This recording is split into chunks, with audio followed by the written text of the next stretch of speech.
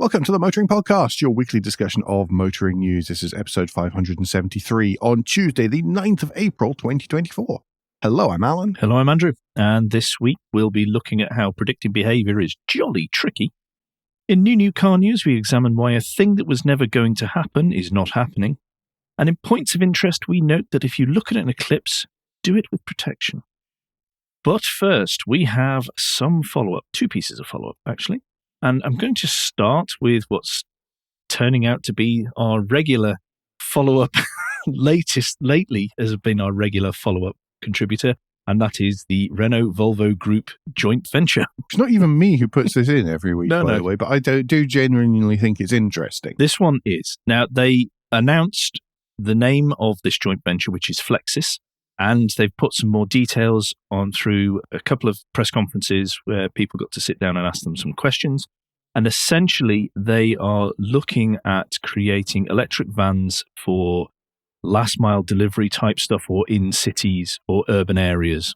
Mm-hmm. This is actually a good target for them because of the constraints at the moment of the technology and what generally people need vans to do.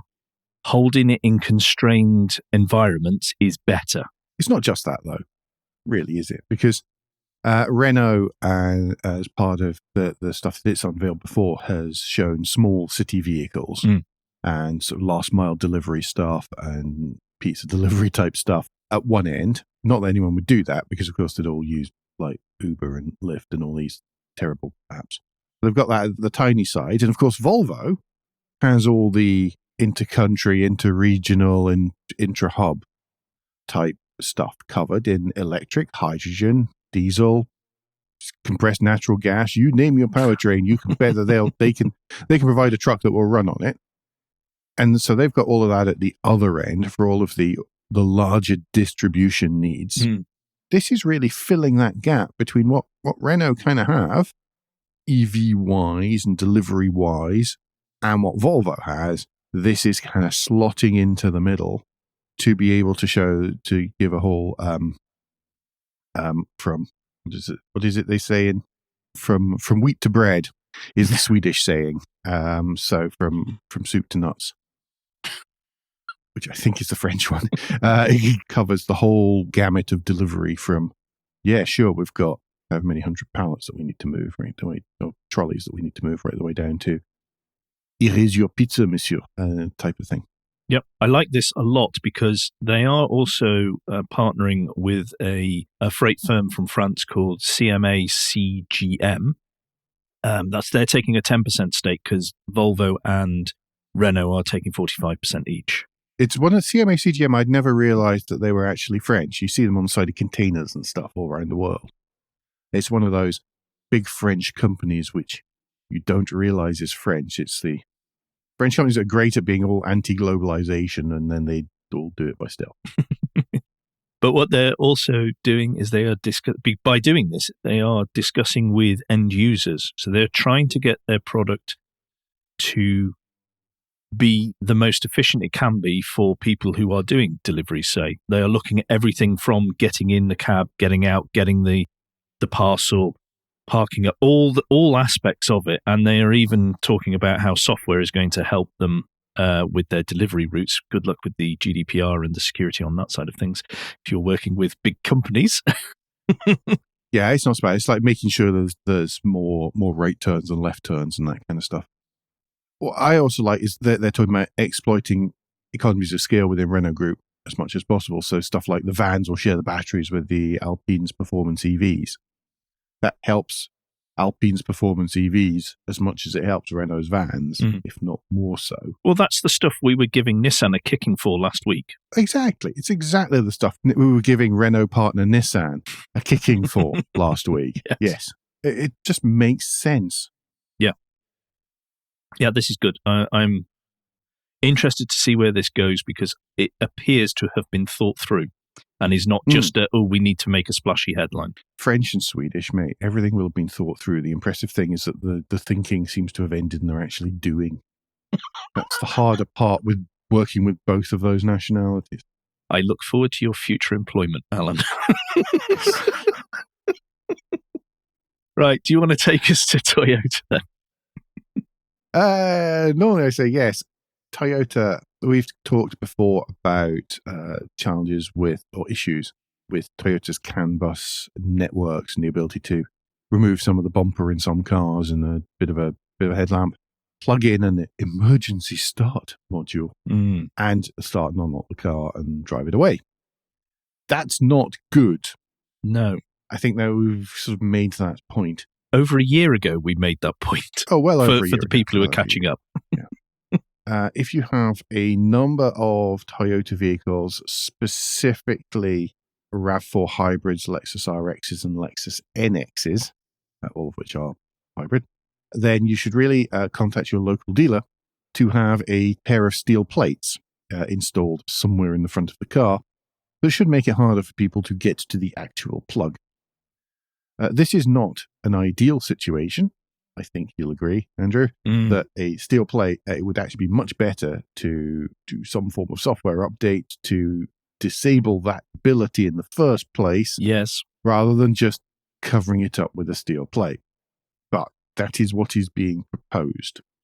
If you are concerned about that, then do get in touch with your dealer and they should be able to fit these free of charge. Oh, hang on. Costs are under review. Consumers may incur a nominal charge. I am seriously unimpressed by that statement. That's a very unimpressive statement, yes. For a company such as Toyota, I was incredibly surprised when I read that. Yeah, that's kind of unlike Toyota, really. So I would go along, raise merry hell, and demand that they fix it by fitting the darn things. And no, you won't be paying a nominal charge. Ken Tyndall has made a post of Canis Automotive Labs, has made a post on LinkedIn talking about this because he and also other friend of the show, Ian Tabor, had reverse engineered that after Ian's RAV was stolen twice.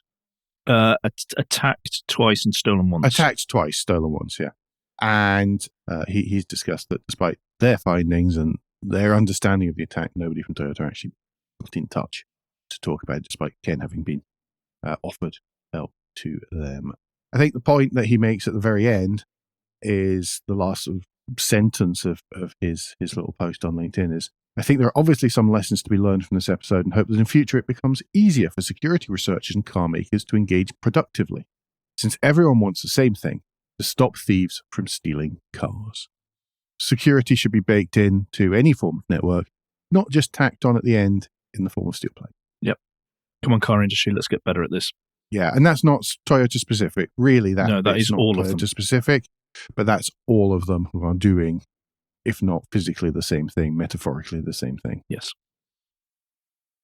Okay, new news, and it's the start of the month, Alan. It is. Oh, I get 2 in a row for a change. Lucky me. It is the start of the month. We just missed the new car registrations last week. They have risen 10.4% since 2019. So over the past 5 years, really, there's not been a lot of rise. It is mostly sort of potted along. 317,786 new registrations, obviously up on 2023, but still nothing compared to the over 450,000 from March 2019. Again, private buyers way down. Yep. Down another 7%. Business down another 8%. Fleet, however, up 29.6%. Fleet is really what is supporting British car buying right at the moment. Without fleet, this would be abysmal. Yeah. And that, to be fair, is actually worrying SMMT, and they are once again putting the call out to halve VAT, to basically subsidize and encourage private purchasers to take advantage of the incentives that also car manufacturers are making at the moment. Yeah, exactly. The trouble is, as soon as you do that kind of stuff on new cars, you then immediately hit the values of used cars as well. Yeah. There's many reasons not to do that, and that's not a very good tactic, because you hurt not just other private buyers, you're also then makes it harder for them to buy a new car in 3 years' time, but you're also hurting your fleet buyers and everyone who have already factored in a unexpected depreciation costs and all these kind of things. And that's one of the main reasons many companies are turning from some of the EV brands. Yeah. Because they keep randomly changing their prices. Yeah. Can't run a business like that. If you are reliant on a fixed figure, you cannot run a business like that. Obviously, the car companies feel they can.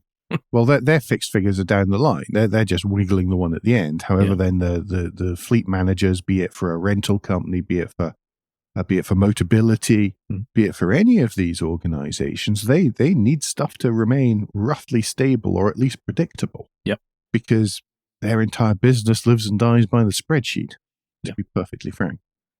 Just a quick note on that, though, and on alternative fuels.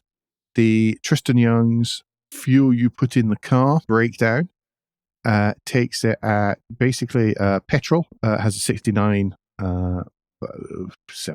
market share. Mm-hmm. Battery electric vehicles 15.5%, diesel just under 7%, and a plug-in hybrids just approaching 8%. So despite lots of plug-in hybrid harping coming from this side of the Atlantic as opposed to the British side of the Atlantic, right at the moment doesn't really seem to be reflected in registration/sales in the UK yet anyway.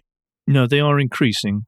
That's up over 2%. So from that point of view, it's up over 10,000 registrations as well.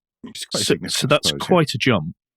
But you're seeing some real lunatic comments about how evil plug-in hybrids are and how they're actually all this sort of stuff. It's become very bizarre. There are real lunatic comments on both sides. Yeah, and I think really that just like so many other political factions, the loonies at the extremes are just of both are just causing all sorts of FUD.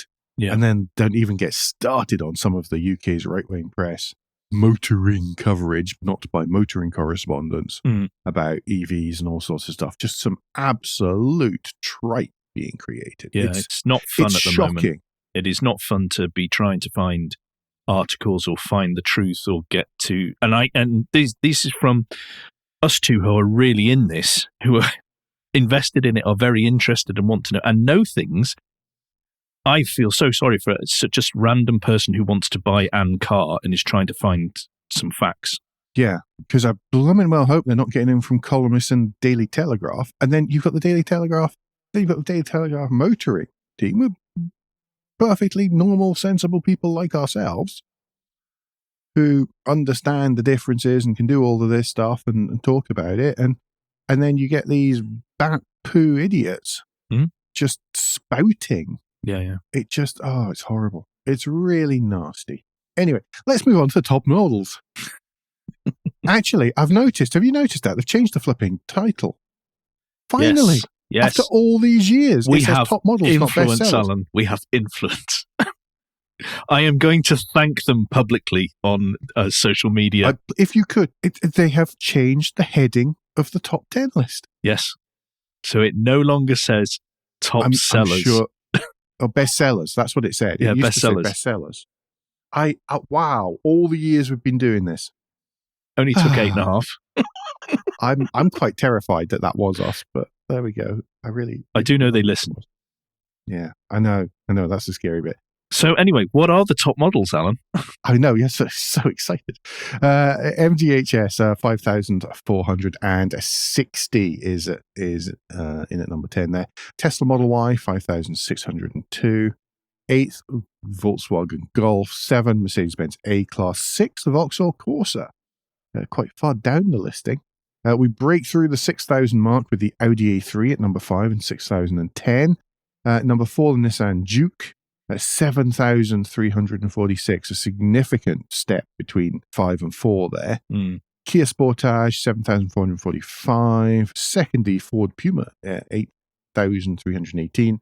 And at number 1, the all-British Nissan Qashqai, 8,931 registration. Year to date, by the way, Ford Puma still leads the Qashqai, leads the Sportage, leads the Duke, but it's the same top 4. In fact, it's the same top 5 because the Audi A3 again a step behind. Yep. In both of those. Should we do the spreadsheet of doom fairly quickly? Oh, if we must. Okay, well, I'll run down through the dooms, and we'll start with Bentley down 41%. DS is down 45%. Now, last year they registered 337. This year, only 184. Ford is down 17%. This one is quite a drop, actually. 20,415 in 2023 to 17,026 this year. There's supply issues. No. That seems very strange. Sorry, it just seems unusual and for it to be that much. But I imagine they do a lot of privates. And if private registrations are dropping, because think of all the Fiestas and Focuses they used to do. Yeah. Is that slack being picked up by the Puma? Possibly not. I would have expected so. Anyway, it might be being picked up by the Tucson Sportage. Yeah. Genesis is down 20%. Maserati is down 54%. Maxus is down 67%. That was 3 last year and 1 this year. Yes, exactly. This is not exactly downline statistics on that one. Yeah. Yes, there are times we do have to quantify. Polestar is down 50%. Porsche is down 15%. And finally, Tesla is down 33%.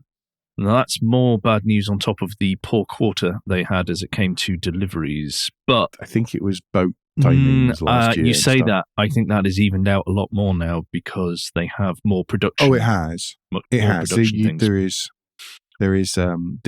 are not the spikes and troughs that Tesla always had, but you know, it's depending on your world view. You may see it as a bit of a poison badge. Yeah, these days that might be making an effect. Go on, cheer us up, then. Okay, lots of green, I'm afraid. So it's going to be me for the next couple of minutes. Abarth up 146%, Alpine up 83%, 90 cars registered last month in the UK. I think that's pretty good, actually. BMW up 39%, even stronger than last month. BYD wins the MG award for ridiculous percentages with a 2,132.35% rise, 759 vehicles registered instead of 34. This is where the private buyers will be going. Cupra up 35%, Dacia up 22%, GWM Aura up 65%, Honda up 66%, Jaguar up 141%. So Jaguar have gone from just under 2,000 registrations to 2,700-ish registrations, which is pretty impressive. 4,600. That's what I said. Well, 2,000. Oh, did I? Pardon me. I meant to say 4,700, because 4,690. I was too busy on the rounding. Jeep up 250%, Lexus up 90%, Mercedes-Benz up 20%, Nissan up 21% as well. Peugeot up 37%, Renault up 132%, Seat up 24%, Skoda up 33%. Smart up from 42 to 306, so 628.57%. Subaru up 44%. Must be all the new Crosstreks. Well, that's like the 3rd or 4th month on the trot they've been up. I know. It's longer than that. It's been quite a while. They've actually started pushing some cars and trying to sell some cars for the first time in many years. I've always said that they can only support one brand at a time. So either Subaru's on the ascendancy or Isuzu's on the ascendancy, but it's never both. Don't know if this means that Isuzu's not doing so well in the pickup truck market. I mean, that's just me and my opinion based on observation rather than anything proper, I suppose. Vauxhall up 28%, Volvo up 33%, and other imports up 40%. Thank goodness we're through that. Yes. But good to see so much green. But to be fair, last year was low, so anything was a positive. Well, headlights next, Andrew. Yes. A investigation stroke campaign by the RAC have got in touch with MPs, and there is a petition that's gone to Parliament that said, can you please investigate the dazzling headlights, because so many drivers are finding it painful in some cases, but just distracting and dangerous when driving at nighttime. There's a lot to be investigated here. because the Department for Transport has said that they need to find out the further evidence on this issue, and they want to know who is being affected, how they're being affected, and why they're being affected. Because is this things like misaligned headlights? Is this because it's people in lower cars and the SUV's headlights just happen to be in the back window? Is it a combination of things? Is it, what is going on here that is happening? Is it misaligned mirrors and people not knowing how to dip the rear view mirror, all of that kind of stuff? There's quite a lot. If you read through this article from Automotica and Charlie Martin, which of course will be linked in the show notes, then there's quite a lot of talk. If you do read it, there is quite a lot of talk about misalignment. And my wonder is, are headlights coming correctly aligned from the factory? Is this actually a quality control issue at the last steps of manufacture, for example? And also the auto leveling ones, are they actually... Auto leveling? Yes. Has that been calibrated properly? Yeah, I suppose so. Because that could be a problem. I mean, there are some brands that people mention more than others. There was a sort of unofficial Twitter poll the other week. Yeah. And some brands were mentioned more than others as being particularly dazzling.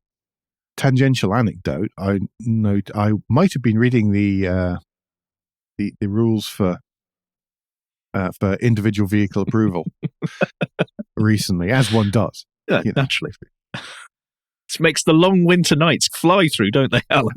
It's another wet night in Massachusetts. I might as well read the DVLA publications. One of the things that is curious to me was that actually American headlamps, as long as they're aligned correctly, are permissible in the UK because they're flat. They don't have a tick up at the other side. Okay. Whereas if it was a European left-hand drive headlamp with the tick up on the wrong side, you'd have to do something more severe to actually sort it, because that cannot be corrected by alignment. There's your useless fact of the day. It's going to be interesting to see what they find, and from that what they decide to do, because this is quite a tightrope of, we've improved how good headlights are so it is safer to drive at night when there are no other lights around, to a few people don't dim their mirror because they don't know what that little button on the back is all about, and therefore we all get penalised. Similarly, are people actually dipping their headlamps, or are they just idiots? Yeah. It's it comes down to a load of those kinds of things. Similarly, if you've got one headlamp bulb out, the other one will glow brighter because, of course, all the current's going through it, and just not good. And if you don't repair that, then so many factors at play there. But yeah. But it's good it's being looked into and investigated. Yes. So hopefully we'll get some proper answers from it. How soon, we do not know. No, exactly. Do you want to take us on to finding out that making automated car software is quite hard? Hard things about software.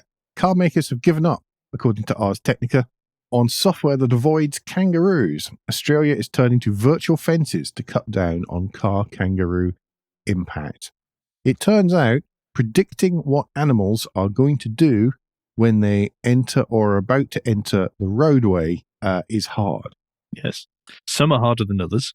Well, I've heard stories of stuff like moose will literally jump out in front of the lights of a car and then run down the road, either away from you if you're lucky or towards you if you're not, because they're a bit too stupid. Yeah, and that's before they get the bacteria that drills into the brain and sends them absolutely mad, frothing at the mouth mad. Thanks. I'm glad there are none anywhere near here. Oh. It was the other week, driving up towards Vermont, when it was like, beware of the bears for the next 15 miles. It was like, Meow. This doesn't happen in the Highlands, I tell you. I know. Can avoid a grouse and a pheasant. But I'm not really used to bears in the road. Yeah. No, didn't see any, by the way. Yeah, the claim is, or the statement is, that the kangaroos are effectively irrational, and there is no way that they can, that the technology can be created well enough to predict which way a kangaroo is going to jump, how it's going to jump, why it's going to jump, or any of these things. So they've just gone, no, give up. We can't put the tech in. We can't put the tech in cars. But this is what happens with all prediction, particularly if it's in software, because it is incredibly difficult to actually do that accurately. But it's probability based. Mm. Probability problems being solved very, very quick. And if something is just basically a randomizer, then it's like a kangaroo. Just wait, they'll be appearing in casinos in Vegas before very long as a sort of random number generator, and you'll have to bet on it. Bounces up and down on a switch or something. But we'll round this out with talking about how Bentley has said that they are not going to offer level 3 self-driving vehicles because it's too dangerous. And I put a little post out on LinkedIn about how that sounds wonderful. And it really does sound like the car companies are looking out for us. However, they've gone on to say that they're going to offer a level 2++. It's hiding behind the semantics of the SAE levels to throw drivers and the rest of the people on the road under almost literal buses. It's either one level or it's not a level. That's why there are levels. There's no point. You can't have your sort of level 2 and a bit more and a bit more and a bit more whilst getting away with it. You just, and that's it. Sorry, it's something which annoys me in day job at least as much as it does in this. And it's not the autonomous driving part of this that's annoying me. It's the fact that people are adding bonus levels in. The reason they're SEs, the reason it's the standard levels with their standard descriptions is because they're a standard. Your pluses, your pluses, and your 0.5s, they're not real. Stop it. Now. There endeth the lecture. Yeah, it's just to effectively offer the same capabilities of the system, except say the human has to be watching at all times, but they can take their hands off the wheel, is just a failure. It's that already the system is failing. Semantic boy here, then it's not the same capabilities. I mean the driving capabilities, not the whole system capabilities. It's not the same. It's not the same capabilities. As a matter of what they on the road. I know what they're saying. I'm not trying to start you. No, I know, but no, you're quite right to get this right. The road capabilities are effectively going to be the same. However, what is required of the driver and how that legally is then looked at is very different. And the implementation of the capability varies. Actually, the car industry needs to stop doing that. Yeah, it's a bad habit, and it comes from many of the big 5 consultancies. It's either going to take the industry to stop because the regulators suddenly spot this flaw, or someone who's incredibly wealthy taking a car company to court when there is an accident involving these and say, yeah, but you've given us a system we cannot actually succeed at. Get buying those lottery tickets, Andrew. Yes. Anyway, do you want to take us on to EV charging now? Yes, there are a load of EV charger grants available in the UK, but there is now less than a year left for businesses, landlords, private households to claim a number of these grants. In the show notes, there will be a link to a story by evpowered.co.uk written by Matt Allen, which runs through and lists the different possible grants for all the places, and it subsequently has links to how you can find out more, how you can apply for each of these different grants. Mm-hmm. If you feel that you need or you're going to need these kind of things, any sort of charging infrastructure, go and take a look. There are grants for landlords, there are grants for people who rent or who own flats, there are grants for people with on-street parking, there are grants for companies if you have staff and fleets, and there are grants for schools as well, schools and universities, any state-funded education institution. Go, look, click, find out more, apply as soon as you can. Yep, before the money runs out. Yep, that was our big consumer segment for the week. Yes. Well, I'm going to stick with EV charging and sort of batteries. And this is RIMAC Energy, who have a base in Oxfordshire, part of RIMAC Technology, part of the RIMAC Group, who of course make the incredibly fast EVs. But this RIMAC Energy are focused on energy storage. And so these are stationary battery storage solutions. And this, I think, is important and because they're looking to add 70 new jobs to the expansion they've just done at their site in Oxfordshire. These systems, I think, are going to become increasingly more important as we move to a more electrified future, because there's a number of things they can do. They can help reduce the pull on the national grid and the energy grid. You can also, because of them, the pull that you do take does not need to be as large as if you are just installing rapid chargers that need that power now, and there's no way to bank it up effectively and access as you're going along. Things like if you've got solar panels over the top of car parks, offices, factories, or even actual charging points themselves, they can use that, put that energy into something that, again, instead of pulling on the grid or reducing the pull on the grid, can be used there. I think this is a really interesting and exciting future there, because maybe it helps out on residential houses as well. Yeah, absolutely. I see people who have sort of battery installs and solar. Often they've got battery installs, solar and EVs because it's a sensible trio. And just showing that they can store up even when they're not there, and then that's used to charge the car and all these kind of things. It just makes a lot of sense. I think if I was in the fortunate position of building a new house these days, then that would be one of the must-haves that's on it, is that kind of setup with the battery banks. I think that's so smart. I also love whenever companies cover car parks in solar panels, because I think that's a massive twofer, because it also keeps your car either cool, or it keeps the snow and keeps snow, rain, whatever else off it in the winter. And in both cases means that it takes less energy to get going. Yeah. But recently there was a piece came out from Ofgem that was saying, we want to further explore encouraging people to not use energy at times of peak demand, therefore showing they don't understand peak demand. Yes. But this is just this is the sort of stuff that will help reduce, because they're basically saying that the grid isn't actually going to be able to cope after we've been told for years that it is. Yeah. They are actively going, oh, actually, hang on, this is a bit more of a problem than we anticipated. This is the sort of thing that can help reduce that. And it's there and it's available. So why are we not investing more in this? Yeah, absolutely. On a similar note, just quickly, OSPREY Charging, EV rapid charging network, they have just passed 1,000 public EV chargers out there. So that's pretty good going. Congratulations. Yep. More, please. More. Just keep going. Yes. Everybody keep going.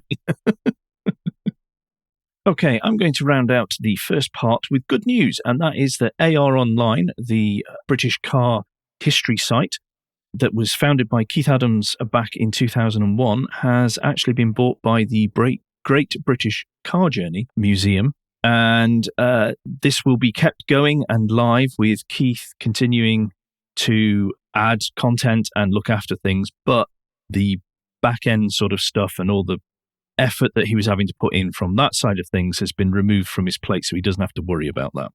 Yeah, well, becoming a bit of a challenge as the site became more and more popular, really. Yes.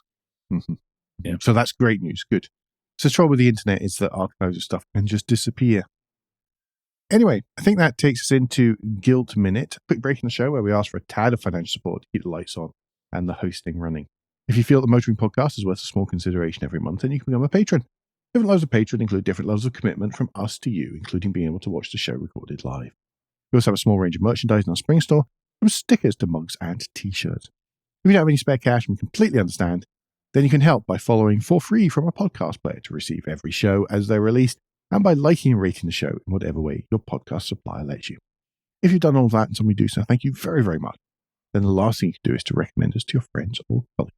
Yes, thank you everybody who does. Very much appreciated. Right, new car news, and I will start with the Renault Captur. Now this is a B-Class SUV, small SUV that is very similar sized to the Clio. It is a jacked-up Clio, everyone.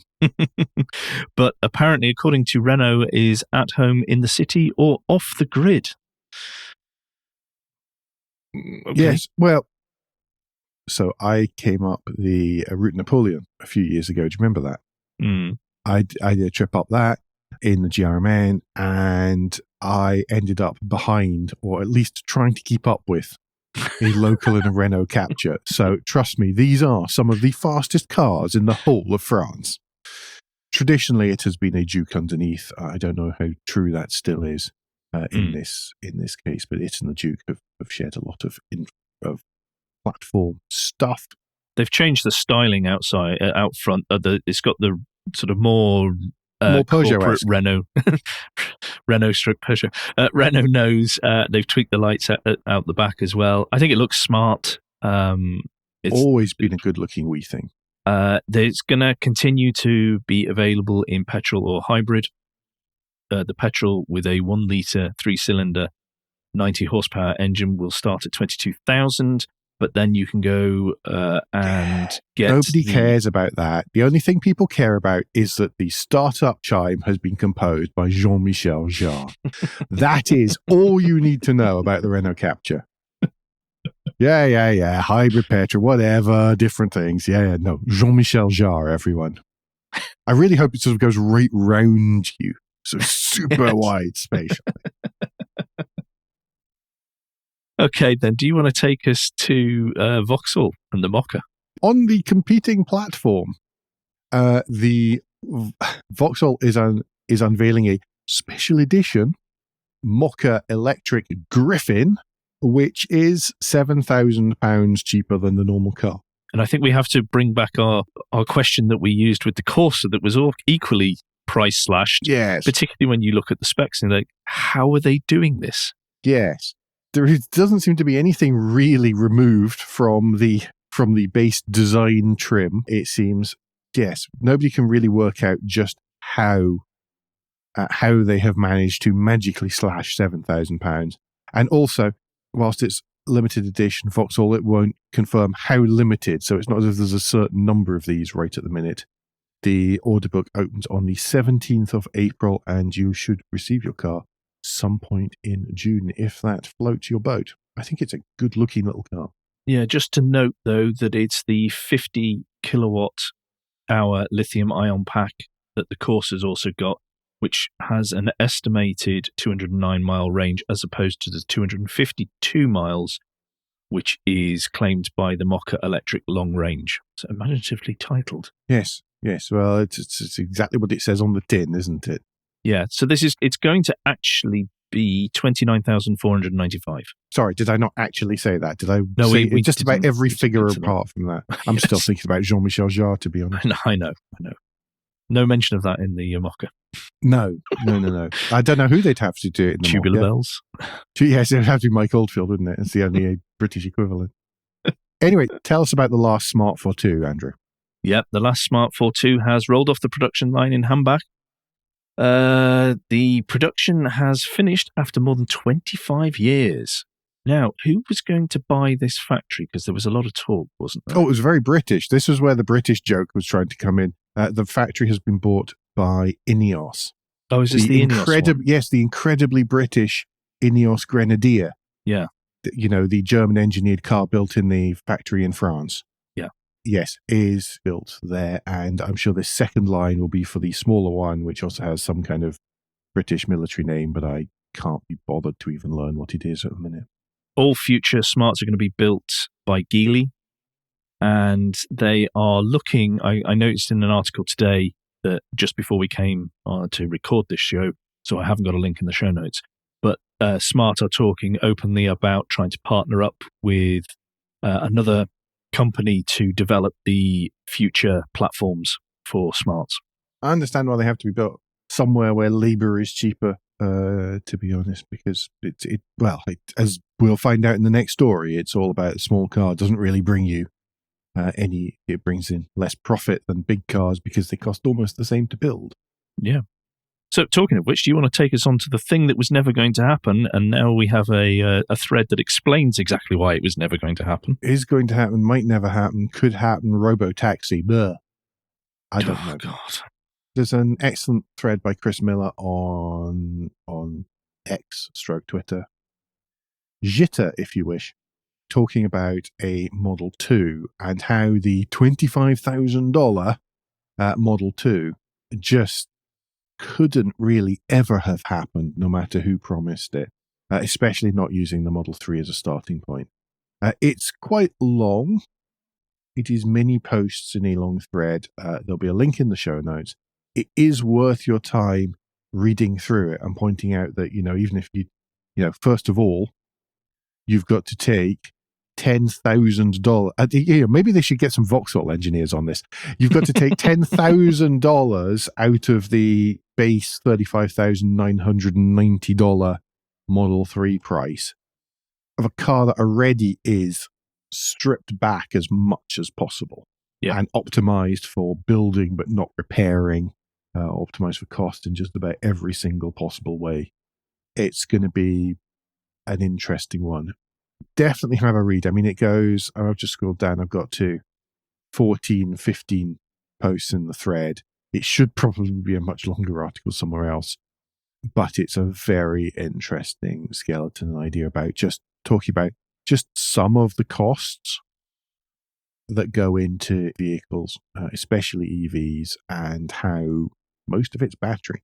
Yeah, what we were talking about earlier about so much nonsense being put out there, I look forward to all the people who said how fantastic this was going to be and how easy it was going to be for Tesla to do, read this and then put out correction on all their pontificating and nonsense. There's not even worth you saying this. Don't even go there. But it's been a fact for decades. There's one of the reasons why stuff like B segment cars just don't really exist anymore is because you can use the same amount of materials, the same technology in a much bigger vehicle, charge more money for it, and you've instantly got more or some profit, which you didn't have before. And this, I think, explains it quite nicely. Yep. I think the images looked like a heavily doctored Toyota Corolla. Yes, it does, actually. Okay, points of interest now. Thankfully, we are getting away from the news. And we're going to start with a lunchtime read from Classic and Sports Car. And this one is titled Motoring Art, Erich Strenger. And this is a bunch of designs from the graphic designer between 1951 and 88 to do with Porsche's history. He was born in Stuttgart and he incorporates, like I say, graphic design, but also photography in the images that he produced, and they are just lovely. I love this kind of poster art, some of them with that more screen print style. I just really love poster art, and these are right up my street, and I think they're great. Really cool. Yep. So do click the link in the show notes to have a look yourself and read behind his story, and what he did. It's great. List of the week this week. I don't really know what to say. Other than, could you all get back from your Easter holidays and write some flipping listicles, please? Yeah, the first thing is, sorry, this is the best we could do. It is, yes. There was one other that was proposed that was in here. There was, and other people chimed in with some other stuff, which were great articles, but we didn't really have time for them this week, so I might get in next week. They've been added to the triage. But yeah, this was like the best we could come up. And it's also topical. We've basically done it's it for topical the in that almost pun. It's almost a pun. It's the best and worst Eclipses, Mitsubishi Eclipses. I'm so sorry. I'm going to pick the 1989 Eclipse GS Turbo. Yes, that's the one. Yes. There are only 7, by the way. Gives you an idea. Yeah. This is how much of a barrel we have been scraping. We're not proud. We're not scratching proud. noise. That scratching noise in the background is definitely us trying to find out if there's a false floor in the barrel. But yeah, the Mark one's definitely, in my mind, is definitely the best looking one. It's back when Mitsubishi made really cool and interesting cars. Yeah. Have a look at the list. There you go. There's 3 minutes out of your day, if that long. Yeah. Okay, and finally, we do like to end on something a little bit odd and fun, and this is to do with the car that is in The Muppets Most Wanted from 2014. And there's the story behind it, and there's also a video showing some outtakes, and also like diagrams showing how the actor actually managed to fit in. This was me that put this one in because it was either this or reflective registration plates, everyone. And frankly, I prefer the Muppets to reflective registration plates. Sam, the American Eagle, is in Europe, and they are playing to every European trope about tiny cars possible going. Before we go on to that, though, I just want you to admire the green BMW E28 5 Series on standard wheel trims that's in the background of the first picture. It is that's what perfection. I'm doing right now. We had a sort of the sort of equivalent blue to that E28 on wheel trims. It's genius. It's this little made up tiny car called Le Maximum, which is the detective's car, and just how they did it as a real thing. It's not CGI. It is a real car, which had 2 full-size people and a Muppet being controlled from within it. Is absolutely brilliant. Have a look. Have a read. It's just a little bit of fun, and I think it's really cool. I'm reminded of that British chap who went across the Mojave Desert in that ridiculous toy Jeep. Toy Jeep, exactly. It's not dissimilar to that, and I think it's based on a similar type of chassis. I keep waiting for him to post more videos of what he's up to now. I really hope it's something cool and it's going well. This is great, and it's made me realize that I haven't seen Muppets Most Wanted, and I really should. Okay, I think that just about rounds us out this week. It does, yes. I don't think there's no parish notes. No, nothing special. Okay. So, folks, don't forget that between now and next week, you can give us any feedback and share your thoughts with the show at Motoring Podcast on Twitter and Instagram, on Facebook, and on the contact page at motoringpodcast.com, the hub of all our activities. Remember, you can support us via Patreon, and please leave a review and rating on Apple Podcasts or YouTube, or however your podcast app lets you do such a thing. Andrew, what's the best way to get in touch with you? Best way to get in touch with me is if you search for Crack Windscreen on Twitter or Mastodon, you'll find me there. I'm also on LinkedIn under my proper name. Alternatively, you can go along and knock on the rock that's across the front of his cave this week. Yeah, I might not answer though. So, Alan, if people want to discuss more Muppet movies with you personally, what's the best way for them to do that? Best way is probably Twitter or Blue Sky, where I'm at AJP Bradley. That's Bradley. We will be back soon, but until then, I've been Alan Bradley. I've been Andrew Clues. And safe motoring.